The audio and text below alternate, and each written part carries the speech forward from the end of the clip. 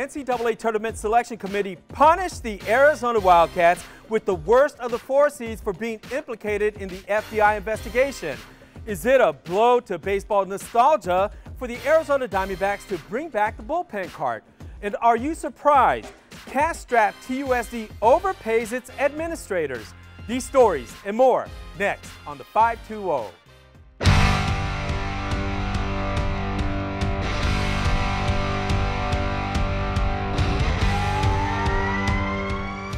Well, welcome to the 520. I'm Steve Nunez. I'm Artie Mata the Fourth. Thanks for joining us. Who'd you say you were?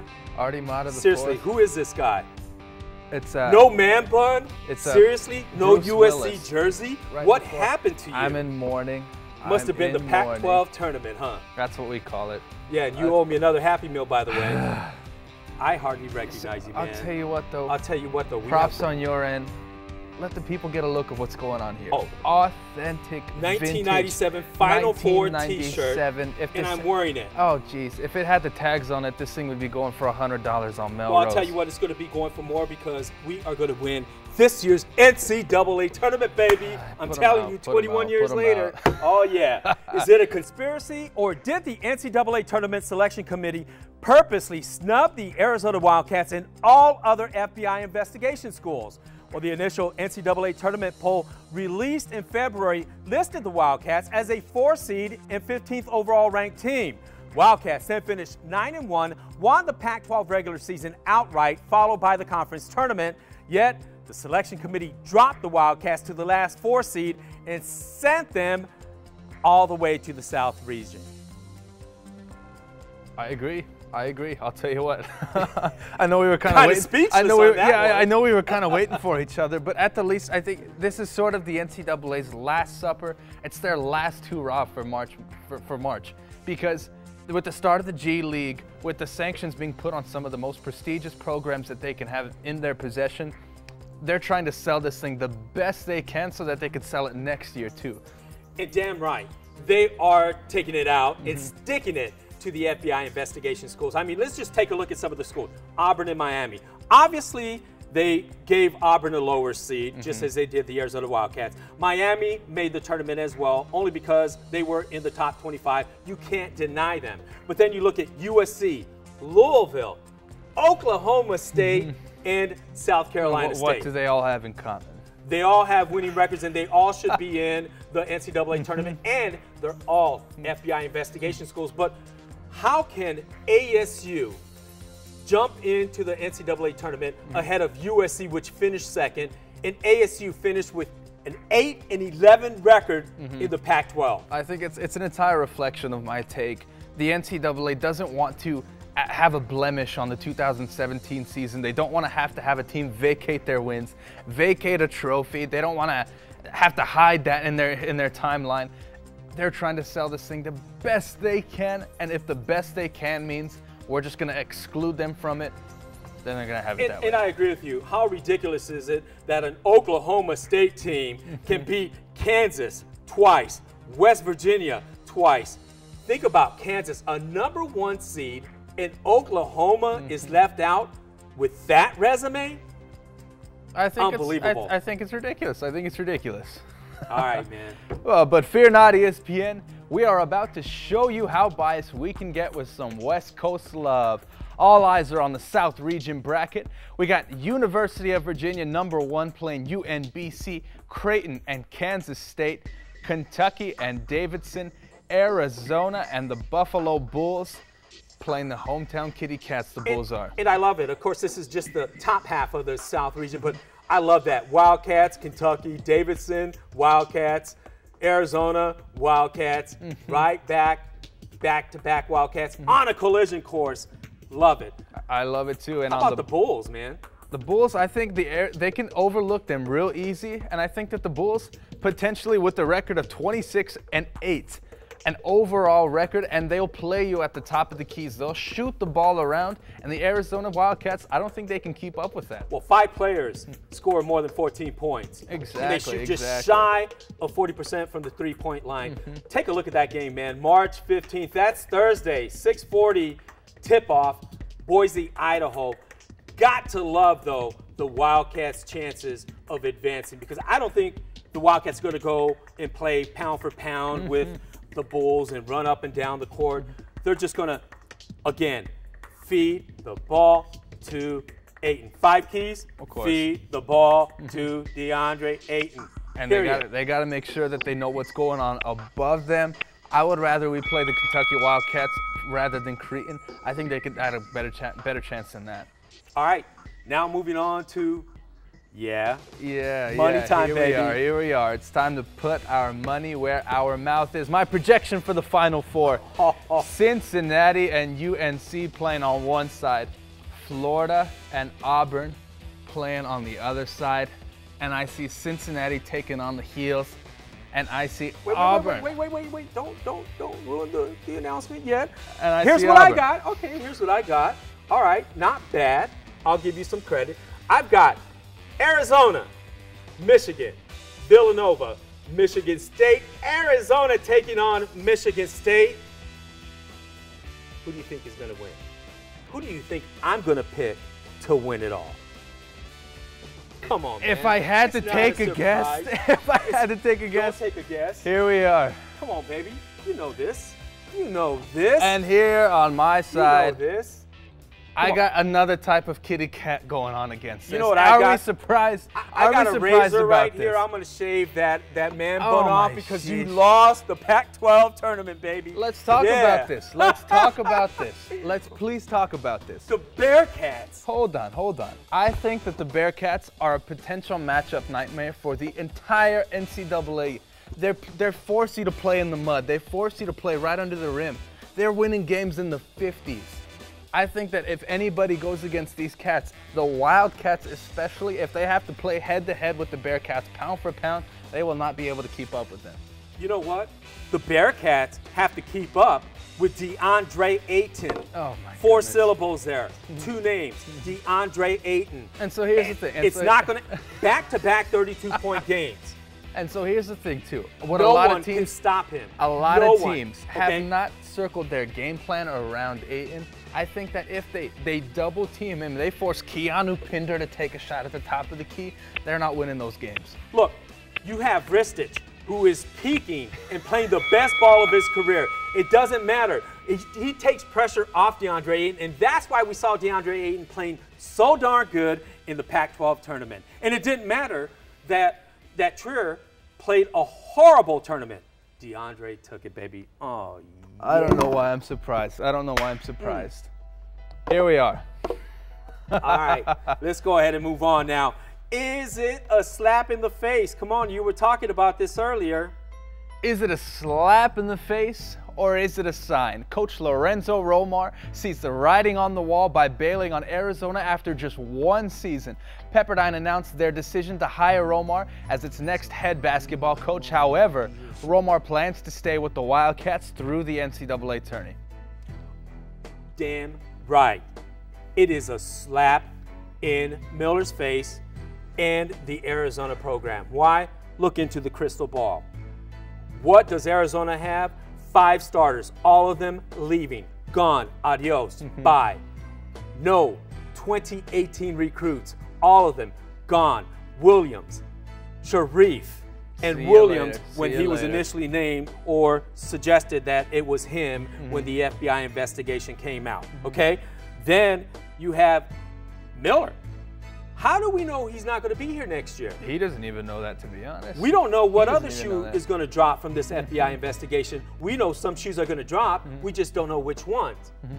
So, honestly, I think he's gone. He sees the writing on the wall. How do you pick Pepperdine over an associate coach at Arizona getting paid $400,000 a year? And to me, that's exactly it. This is a Lane Kiffin from Alabama to FAU move. This is Kyrie Irving leaving the championship Cavaliers. That's always been Romar's personality. We see him in interviews. We see him talk all the time. He wants his own team. He wants it to be his. He needs that sort of alpha personality. I don't disagree with Romar. I'm glad he made a decision about himself. All right. Good job, man. Well, is Sam Bradford a bad choice as the Arizona Cardinals' new quarterback? Cardinals signed Bradford to a 1-year, $20 million contract. $15 million of it is guaranteed with built-in protections in case he gets hurt. So there's that deal right there. I'm still hopeful. It's a 1-year deal. This is me being hopeful and then me being critical. Me being hopeful, it's a 1-year deal. The draft is still coming up. They're going to use Sam Bradford as a placeholder. They're not worried about Larry Fitzgerald's age. They're worried about Budda Baker, Chandler Jones, Hassan Reddick, David Johnson, those type of guys. They have a 5-year plan. They're going to put Bradford starting initially, and this rookie is just going to build its way up, and maybe next year there'll be more availability in free agency. Whoever made that decision, we should slap him in the face. Here's why. With this. In the last 10 years, Sam Bradford has undergone 1 shoulder surgery, 2 ACL surgeries, and 1 arthroscopic surgery. In the last 10 years, how the heck do you bring him in with a questionable offensive line that you could argue, safely argue, that forced Carson Palmer to retire a year too soon? And even about that, aside from their losing record, schematically, he's a trigger-happy son of a gun. He cannot complete a 2 tight end play action thing, play action pass to Larry Fitzgerald. They have to understand. They have to schedule their priorities. Are we making this offense about David Johnson, or are we making this offense about Sam Bradford? Are we going to run, or are we going to gun? Either way that they take this, it's not going to work in Sam Bradford's favor. There's a reason why they put protections in his contract. Exactly. If he makes it past game 3, I will owe you a happy meal. But here's some hopeful irony in all of this. I'm on your side. I'm on your We're side. almost out of time. Hopeful irony. The Eagles trade Nick Foles to St. Louis for Bradford. Cardinals pick up Bradford, sidestep Nick Foles. Guess what happens next year? What's going to happen? Nick Foles comes into the Cardinals to save the day and takes them to the Super Bowl, like I've been calling all year long. And right now, Nick Foles, he's worth Nick like Foles three draft classes. Nick Foles is worth right now. But up next, we're stepping down from NFL to junior college. Is the future of Pima Community College's football program on life support? PCC held a public forum to discuss the topic 1 month after the Maricopa Community College District announced it would end its football. 4 of its colleges, Glendale, Scottsdale, Mesa, Phoenix, they're all gone. Take a look here. I think we're jumping the gun. I think we need a couple of years. Let's find out if this thing is really on life support or if we can keep it going. Change is coming to Pima Community College as we look to reimagine and really focus on building success for this community as we go forward. You know what? A lot of schools won't. Look, of course we support Pima Community College football. We called it right here on the 5-2. And we called it here, but of course they're saying what they're going to say. Let's give it a few more years. But yes, let's be honest. Pima Community College's football program is on life support, period. And why? We called it here. We called it here. Why? You called it We too. called it now. They lost 4 games out of their schedule. They do not have the funds necessary to travel to California, travel to Texas, to Colorado to go play those games. Who are they going to play? Tucson High? At the very Ross least. Rouge Middle School? I mean. The only hopeful part that they could possibly have is that they go absolutely insane this season. They take Snow College, they take EAC, and those California Texas schools want to come and play them. Or they double up on their schedule and play each team twice, which is probably the only thing they can do. Double round robin. To stay alive, right? Well, should Arizona Diamondbacks relief pitchers get a ride out to the mound this season, the D-backs plan to bring back the bullpen cart in an effort to, 1, speed up the game, 2, bring back something nostalgic, or 3, make more sponsorship money. The Milwaukee Brewers were the last team to have a bullpen cart in 1995. But look at that cart. Already tatted. It's cute. Tatted from top to bottom. It might as well just be a NASCAR car. Right? It looks like a NASCAR. Exactly. You and I were talking about this. That's all it is. Our money's all number 3. It's a marketing ploy. That's all they're going to do. Oscar Mayer presents the bullpen card. They're going to show it on the big screen. Look, it's not going to get today's relief pitcher to the mound any faster. Okay, if they're trying to speed up the game, then why drive down the side of the track to the dugout and then have the relief pitcher jump out and walk to the mound when he could have just walked to the mound from the dugout anyway. It's not going to I mean, today's athletes can jog faster than that little cart can take them. Let's just be honest with that, and then there's an argument, maybe we're trying to limit mound visits. It's one less mound visit from there. It doesn't matter, though. The MLB is enforcing this limitation, but what's the punishment or the penalty if a team goes to the mound 7 times instead of 6? Nothing. Shame on you. Hey. Back in the day, those carts were needed because back in the 50s and all, the pants were too tight. And they smoked. They were all cigarettes. They were smoking cigarettes, and they could not jog to the mound. Oh my goodness. Not today's players. All right, let's jump right into Do We Care? As you know by now, we're not just a sports show. We like to sprinkle in a few community issues, break them down, and ask ourselves, do we care? I'll get started. A 2018 performance audit dings TUSD for overpaying its administrators, wasting money on empty buildings and under-enrolled schools, and spending more on student transportation than any other district around the state. According to the audit, TUSD spends $929 in administrative costs per student.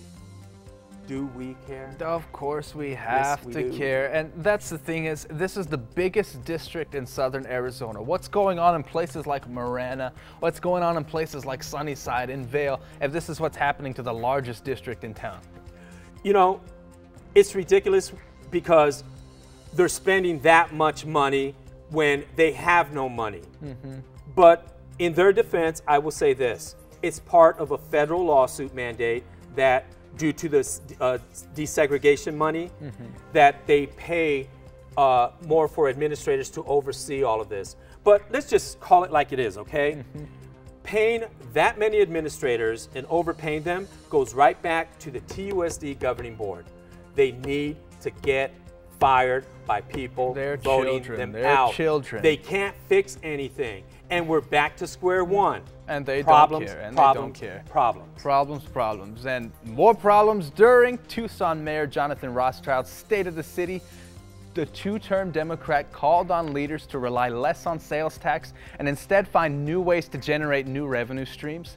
The mayor didn't expand on a solution, but he also hinted that they might need to pass a possible sales tax initiative just to pay for infrastructure improvements, including local parks. Once again, SMH, shaking my head. It's one of those, is that the only thing we can do is to get creative to bring in new revenue? Another sales tax? Are you kidding me? Of course it's not. not even do we care. It's are we surprised? There we go. No, we're shocked. Lordy, come up with something new. Of course. Bring in some tourists. Bring back Major League spring training. Of course, something. Like that. And that's, to me, that's all it is. It's a cop-out. It's desperate. They don't think it's a problem. They're just lazily passing the sales tax on sodas and shoes. They don't care about this. It's not even a problem to them. All right. Well, the University of Arizona is using data collected from CAT card student IDs to track their behavior and predict which ones are more likely to drop out. CAT cards are given to every student and can be used at hundreds of locations, including labs, student union, movie theaters, and hair salons. The data is then shared with colleges so that advisors can intervene. And let's be honest, that's all they're going to do is sell this information to advertisers, and it's going to be like an Instagram and Facebook, how they view your browser history to delegate ads towards you, stuff like that. Correct. You know why I'm fanning myself? Why? Because I smell BS. That's nothing but an invasion of privacy, baby. That's what I'm talking about. I agree. Well, you've heard the phrase, oh, no, you didn't. Well, here at the 520, we're not afraid to tell it like it is with, oh, yes, we did. During the crowning and trophy presentation of the Pac-12 champions, Arizona Wildcat fans booed Larry Scott not once, but twice. In fact, it was one of the loudest moments besides Raleigh Alkin's monstrous dunk seen and heard around the world. That's the guy right there. But is anyone surprised that Scott was booed? No, not right here, not right there, not anywhere else. The 520 has called out Larry Scott for his incompetence before. Now we're not alone. There's a list of reasons Scott got booed. One, he's responsible for the Pac-12 network's failure to ink a deal with DirecTV, which could add millions of subscribers across the entire country and give the East Coast viewers a chance to watch the Wildcats play. Two, He's responsible for scheduling of games. Think about this. How does a #1 team in the conference play its first round game in the Pac-12 tourney at 1 o'clock in the afternoon on a Thursday when everyone is at work? And then televise the conference championship game of the year between Arizona and USC at 8 o'clock at night, 11 o'clock East Coast time. The fans recognize Scott is not a fan of Arizona basketball, so they booed him. Boo-hoo if he got his feelings hurt. I've said it once, I've said it twice, and I'll keep saying it until it happens. Larry Scott is a pathetic commissioner, and he needs to be fired now. Thank you, Steve. And up next, I got a bone to pick with the Arizona Cardinals. And for some reason, the NFL is having a hard time labeling franchise quarterbacks these days. Kirk Cousins, who has yet to win a playoff game, is suddenly a hot commodity in the NFL. And Sam Bradford, who we talked about before, and who has been surrounded by good defenses, Pro Bowl running backs, and star wide receivers, was given another chance to prosper by our beloved Cardinals. Now, don't talk to me about his completion percentage, his interception to completion ratio, and how he completed 69% of his career passes. He's lucky if I call him a top 31 quarterback, and Josh McCown just turned 38 years old. When are the Cardinals going to realize that Phoenix is the smallest big city in the country? Arizona dies for local heroes. It craves homegrown talent. Brett Hundley, a Chandler High School graduate, a quick-foot quarterback who can break out of the pocket, dump it to David Johnson, buy time for Larry Fitzgerald to shake off a man coverage, was somehow overlooked by these Cardinals. Sam Bradford will not be Kurt Warner. My opinion, he's lucky if he's Jake Plummer. The only question I have with that is, when are the Cardinals going to learn how to use a calculator? They could have brought in Nick Foles at $7 million and signed him to a 3-year contract instead of Bradford for 1 year and $20 million. Think about that. And on top of that, Nick Foles is now the greatest speaker, pre-game speaker, motivator, whatever you want to call him, baby. What did he do in the Pac-12 tournament for the Arizona Wildcats? Oh, he preached it, baby, and look at what happened. So I say, Arizona, please bring Nick Foles to every NCAA tournament and let him motivate the team. Arizona, baby, all the way. That's what I'm talking about. I could give him that much. Oh, yeah. Bottom line, our goal is to tell it like it is. Arizona all the way in the NCAA tournament. Why are we telling you this? Because it's all about giving voice to opinions. And you better agree when we're talking about the Arizona Wildcats going all the way, okay? And be sure to follow us on Facebook and Twitter at the 520 Tucson. And if you have a topic you want us to cover, let us know. All right, I'm Steve Nunez. And I'm Marty Mata IV. Join us next week on the 520. Go Arizona, baby, yeah! Woo!